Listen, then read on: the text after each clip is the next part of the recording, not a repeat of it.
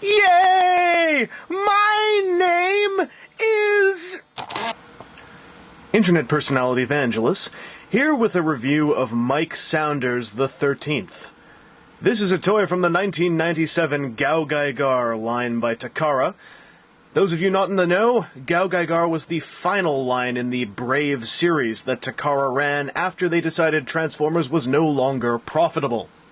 Brave ran for a good number of series, throughout the 90s pretty much, with designs by, I believe, a major Gundam designer, and shows done by Sunrise, a studio you may or may not be aware of. Gao is pretty well known because it had a strangely obscenely high budget for a weekly TV series, which caused it to have a fairly epic epilogue OVA, called Gao Final. Gao is also known for having some extremely unique robot designs, and its toy line is known for having some concepts that later leaked into the modern Transformers lines. However, it had these concepts before Transformers got to try them out. Mike Saunders is a particularly odd toy in that he comes with a giant flying saucer called the Barine. This is his Cosmo Robo mode, which can ride inside, a silly little robot with a microphone and electric guitar. He looks like this because he is American. That's what the show said. He's designed by NASA. Yes. And you'll notice that he's kind of lacking a bit of color. This is because mine doesn't have the stickers applied. Why did I not apply the stickers? Well, I hate to be a typical collector type, but the main reason I haven't applied them is because I got this guy for $15 in the box with the stickers in here. So I decided to be a stingy MIB collector, even though I opened the toy. Anyway, there's not much else to say about this mode. The Barine rolls around on wheels underneath. It's fairly cool, and it looks a lot like the show. It's got these little handles, and his little robot mode is decently posable. You can wave his arms around, and you can even move his feet around a little bit. But this is just a hint. This is just a little taste of what's to come. You see, when Mike Saunders decides to system change, which was a major plot point upon his appearance in the show, he becomes a rocker. Now, the first thing he says is, Barine, turn over, and it transforms by retracting its handles. Handles! That's pretty epic, eh? Oh, it flips over, too. Hence, turn over. It becomes Studio 7. I'm not kidding. Then Mike Saunders himself does a somersault, pretty much, and turns upside down and inside out. It's a pretty cool concept, considering the year he's from. Lots of very nice, clicky, ratchety joints, microphones and speakers on his shins and knees. These ratchety joints, by the way, or universal joints, are something that I believe Gao used a lot, and was one of the first lines to use a lot. They allowed for a lot of decent posability in late 90s toy engineering before we saw the advent of things such as the budgets that Transformers gets to use nowadays.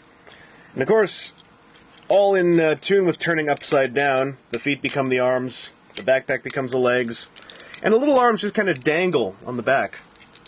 So, oh dear, he's tall, isn't he? Mike Saunders the 13th is born. He can hold his guitar. This is really not epic enough. Let's take it up a level.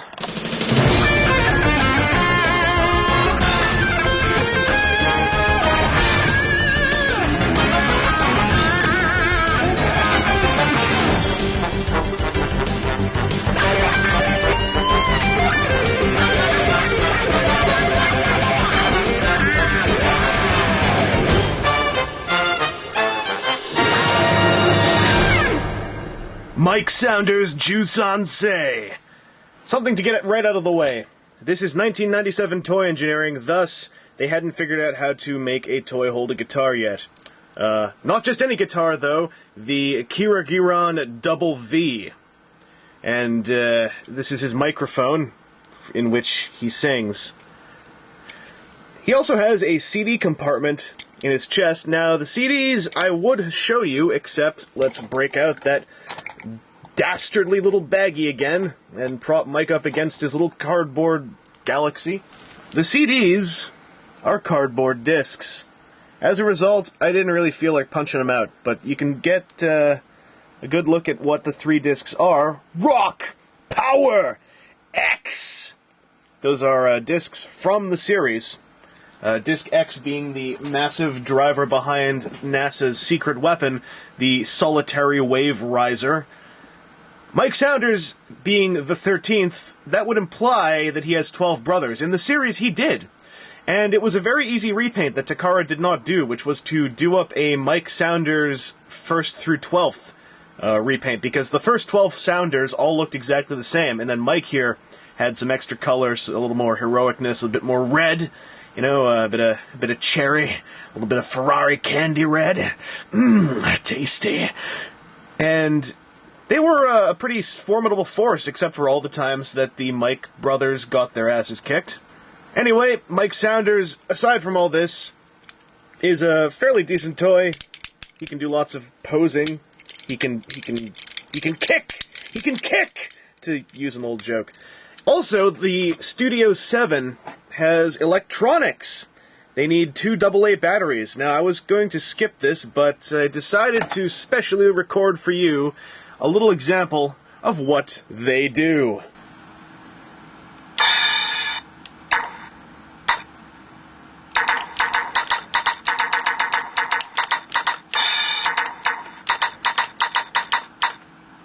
I made music!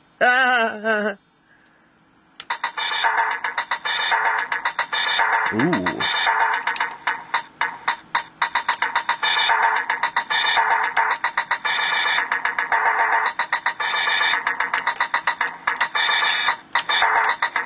This is stupid!